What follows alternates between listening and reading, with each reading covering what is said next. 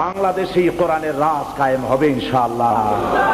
যারা বিরোধিতা করছো, 5 পাতা 6 পাতার পত্রিকা একটা বাইর করিয়া সমান ইসলামের গাল দিতেছ, তোমাদের নাকের ডগার উপরে কালেমার পতাকা পথ পথ করে উঠবে ইনশাআল্লাহ।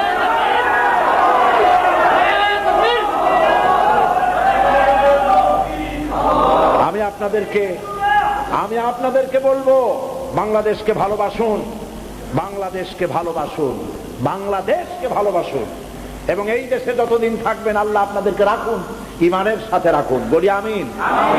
হিন্দু সংস্কৃতিতে ডুবে যাবেন না, মুসলমান পরিচয় বেঁচে থাকুন, বাংলাদেশকে ভালোবাসুন।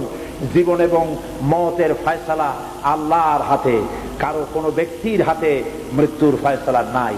যদি আমার মৃত্যু থাকে কারো গুলিতে, আমি শহীদ হব, সারা পৃথিবী পাহারা দিয়া সেই গুলি থেকে আমাকে বাঁচাতে পারবে না।